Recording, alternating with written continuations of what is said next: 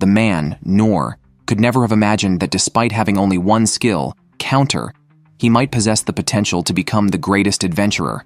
He practiced with a wooden sword, and within a year, he could deflect over 10 wooden rods simultaneously. 3 more years passed, and he evolved from deflecting 10 rods to 100. After a decade, he unwittingly reached the ability to parry thousands of rods at once.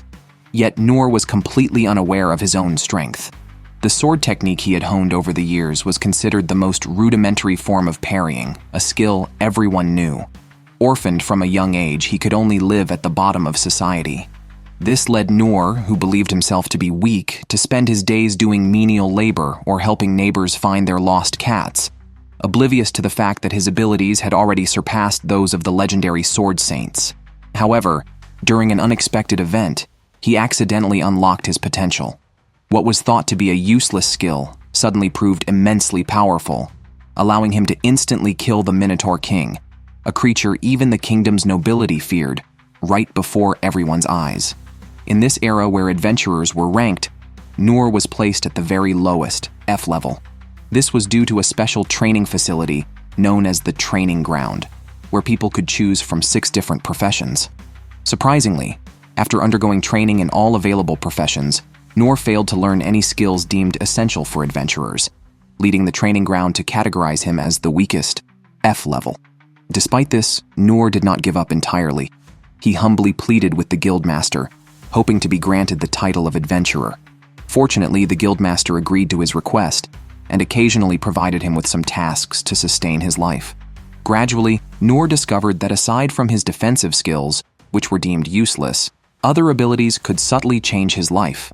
For instance, the strength enhancement skill he learned at the warrior training facility allowed him to carry goods 5 times heavier than usual. Or the minor healing skill, considered so low level that it wouldn't even be used on dogs, helped alleviate his fatigue with continued use. Though he knew these skills were not practiced as diligently as his parrying, they always managed to help him at critical moments. Soon, Noor's task for the day was also drawing to a close. After his usual refusal of the supervisor's joking offer, he planned to head home to continue training his parrying skill. However, just as he was leaving, he caught a glimpse of a faint beam of light not far away. Someone was shouting for help, and at the same time, a gigantic bull appeared. Several royal guards were engaging it head-on, but they were no match for the Minotaur King and were swiftly cut down by its giant axe. Noor saw a girl in imminent danger and decisively used his stone-throwing skill. He hadn't thought to defeat the monster with this skill, merely hoping to divert its attention. Fortunately, the ploy worked, and the Minotaur King turned its focus to him. Just as the girl thought Noor was doomed, he cleverly dodged the attack, realizing that the enemy's strikes were not only heavy, but also fast. Even though he could parry, his sword was nearly knocked out of his hand. Noor didn't know how many times he could deflect such attacks, so he needed to find an opportunity to counterattack. It was then that Noor suddenly realized he didn't have any skills for counterattacking. What was he to do? Suddenly, Noor's thoughts were interrupted by the Minotaur King's next attack, which was aimed at the very spot where the girl was standing. Using his strength enhancement at the last moment and a parry, the cost was his sword being shattered. Was he going to die here? As he looked at the broken sword in his hand and used his parry, the weapon he deflected decapitated the monster. Noor had reached his limit, and he doubted himself. Despite years of training, he was left in such a sorry state by a mere town's bull. How could he possibly adventure around the world? The girl witnessed this scene, and just as she was preparing to thank him, Noor had disappeared without a trace. Looking at his trembling hands, Noor knew he needed more training.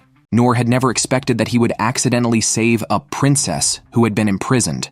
Upon hearing the news, the king personally bestowed upon him an epic greatsword, simply because Noor was unaware that in order to kill Celia, the enemy nation had summoned Milo Talos, a monster from the abyss that even S-rank adventurers feared. However, Noor ended up beheading the monster with a single strike. Overnight, rumors spread throughout the streets. A mysterious figure wielding a rusty iron sword had slain Milo Talos in just 2.5 seconds. After the battle, the prince dispatched an elite troop to investigate, but they ended up being mistaken by Noor for perverts and shaken off. When he returned to the guild master was worried, thinking something had happened to Noor since a rare monster had appeared near the construction site where Noor had been working the previous night. Noor explained that he was too tired from completing a mission yesterday and had gone home, stopping by to clean his grandmother's drain on the way, which is why he was so dirty. Relieved, the guild master mentioned that the monster last night was extremely terrifying, noting that even he, a former A-rank adventurer, would not have escaped had he encountered it. Fortunately, it was slain by a mysterious man. Noor inwardly sighed in relief that he had only encountered a cow. After settling his payment for yesterday's work, Noor was about to accept a new mission when a voice suddenly stopped him from behind. It was the girl he had saved the day before, which almost scared the guildmaster to death, clearly aware of the girl's identity. The girl sought out Noor to express her gratitude for saving her life, but since the place was crowded, she hoped to speak with him privately outside. Hearing this, the guildmaster immediately intervened, cautioning Noor to be careful not to offend her due to her special status and to avoid drawing attention. The girl activated sound shield and concealment skills, making the nearby soldiers completely unaware of their presence. She apologized for using a remote sensing skill to find Noor and for taking him away while talking to the guildmaster. To repay Noor for saving her life, her father wanted to meet him and was prepared to use the family fortune to give him the sincerest thanks. However, Noor felt that defeating a cow in the town was nothing special, and that a simple thank you was more than enough. The girl was taken aback, insisting on giving Noor some benefits, but he really didn't need anything. Noor had never expected the girl to start crying as she spoke, even stating that she would stay by his side until he was willing to accept her thanks. Seeing the girl's relentless determination, Noor was reminded of his own childhood determination to become an adventurer, constantly pleading with his teacher to let him train. Thus, Noor also agreed, while stating that he would not accept an overly extravagant thank you. In the blink of an eye, the young girl had brought Noor to a massive mansion. It was then that Noor understood why the guild master had instructed him to mind his manners. The other party must be a wealthy family or nobility. The girl's name was Lindbergh Clays. Along the way, they encountered a female knight named Inez, who, upon learning that Noor was Lindbergh's lifesaver and was going to meet her father, took it upon herself to lead the way. Noor, mistaking her for a maid due to her armor, wondered how she managed to clean while dressed so heavily. However, for some reason, Noor felt that Inez was quite wary of him. They hadn't walked far before encountering a blonde knight. Seeing Noor behind Lindbergh, he must have assumed he was the formidable adventurer from the rumors, but judging by his attire, he seemed weak. Inez interrupted him and suggested they all head to the hall together, whispering that the more guards, the better. The blonde knight quickly understood that the unremarkable man in front of him was not as simple as he appeared. Meanwhile, in the hall, the king and his son Rain were discussing the imminent outbreak of war, as the neighboring country had violated a non-aggression treaty. The previously summoned Milo Taulos was part of their scheme to force the king to hand over the ownership of a labyrinth. If refused, more threats would follow. The war between the two countries had become inevitable. As everyone arrived in the hall, the knights all knelt down. Being from a remote area and not of noble birth, Noor was clueless about the etiquette for such an occasion and apologized in advance for any possible rudeness. However, this pleased the king, who didn't mind the lack of formalities and found it more comfortable to converse this way. The king once again thanked Noor. Without his intervention, his daughter might have been reincarnated by now. Noor, not overly concerned, thought that accepting the thanks meant he could soon go home to bathe and rest. But the king insisted that Noor could not leave empty-handed, offering him land or wealth, whatever he wished. Noor, however, wanted nothing. This puzzled the king, who then recalled that the kingdom possessed the world's oldest labyrinth, filled with rare treasures stored in the treasure hall. He decided to offer Noor half of the treasures stored there, but Noor still refused. Left with no choice, the king noticed the great sword behind him. Thus, he made a choice for Noor. The sword, though not very attractive and once used by the king himself, had become merely a decorative piece.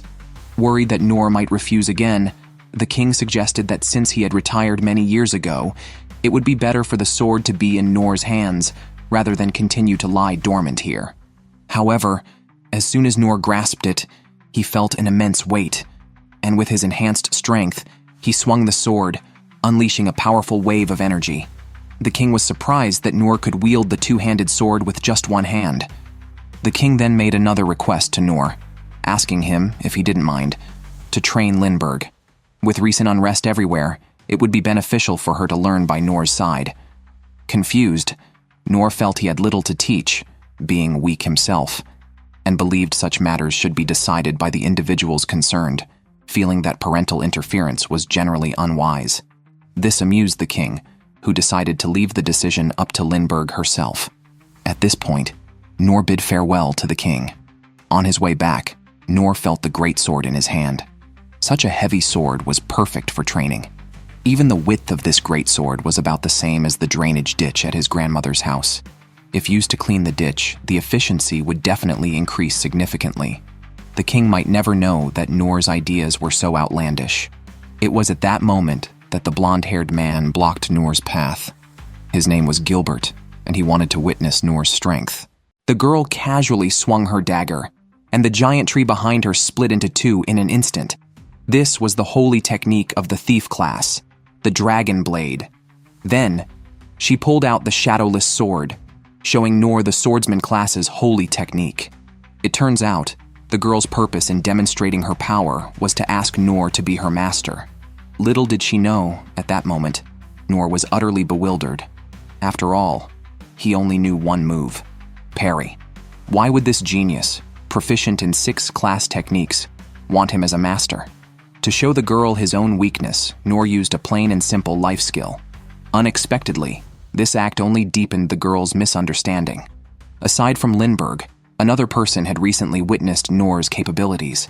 Gilbert, known as the Saint of Spears and a battle enthusiast, often challenges strong opponents to duels. Today, he had approached Noor, but as the fight progressed, he realized something was off. No matter how he attacked, he couldn't hit his opponent. Noor thought Gilbert was deliberately holding back, reluctantly telling him not to worry about him and to go all out. Hearing this, Gilbert became serious, and his speed increased significantly. However, to Noor, although Gilbert was faster, he was completely unguarded at the moment of each dodge. It seemed as if he was intentionally allowing himself to be attacked. Noor believed these were deliberate flaws, and he must not be deceived. Unbeknownst to him, Gilbert was profoundly shocked. No matter which spear technique he employed, he just couldn't hit his opponent. Then Noor asked him to speed up even more. An angry Gilbert unleashed his ultimate move, thinking he had the upper hand. But when the smoke cleared, he found his opponent had already dodged. Yet, Noor conceded defeat and left, fearing for his safety afterward. He had thought he was improving, but Gilbert's move dispelled that notion. At that moment, he had used all his strength to enhance his body and stealth, just managing to dodge that shot. Had Gilbert not intentionally slowed down, he would have been dead. Indeed, a true master is beyond his understanding. All the while, that master was nearly shutting down internally. His subordinates thought Gilbert had won, but only Gilbert knew how strong that man really was. To dodge attacks so effortlessly and not even strike back was one thing, but to even evade a supersonic spear technique without clearly seeing the opponent's movements was another. What frustrated Gilbert even more was that he thought Noor had conceded defeat and left just to save his own face because his subordinates were present. However, Gilbert couldn't have guessed that Noor left simply because he had more important things to do. It was time for him to go back and clean up the garbage. Surprisingly, he used a divine sword forged by a dragon to clean the sewer. More absurdly, while looking at the giant sword, Noor thought of even more uses for it, such as using the blade as a boat paddle, or even to grill pizzas. He even considered making a good amount of money by using it for teppanyaki. Though the ideas were pleasant, he was only capable of a basic fire magic technique, light fire, which wasn't quite enough for cooking teppanyaki. Lindbergh's arrival interrupted Noor's thoughts. After chatting for a while, Noor learned that she had specifically come to ask him to be her master. She volunteered to take care of his daily life and hoped to learn techniques and knowledge from him during that time. This puzzled Noor all the more, as it seemed unreasonable for anyone to want him as a teacher. Therefore, Noor outright rejected her. Lindbergh thought Noor was rejecting her because he saw her as weak, and she quickly asserted that she was the best student from the 6 major vocational academies. Even so, Noor rejected her again, nearly bringing Lindbergh to tears. In her view, Noor must have thought she was boasting. She then took out her wand and cast 2 high-level magic spells. Following that, she pulled out a dagger and demonstrated the thief class's holy technique, slicing a giant tree behind her in half instantly. She then showed the swordsman class's holy technique, cutting another large tree in half. Noor hurriedly stopped the excited Lindbergh. Having witnessed the skills Lindbergh had just displayed, Noor realized she was a super genius. Compared to himself, who only knew basic skills, her excellence made him feel somewhat embarrassed. To show Lindbergh how inept he was, Noor decided to demonstrate it to her in reality. On the way out, Lindbergh, deep in thought, looked at her own light-fire technique. The sage Orphan from the Magic Academy had once shown her his light-fire technique, which was larger than usual. Orphan explained that even a basic ignition skill after his 200 years of accumulation could become stronger, something not achievable overnight. However, the light-fire technique Noor demonstrated was several times larger than that of Orphan, the world's top magician, which shocked Lindbergh into silence.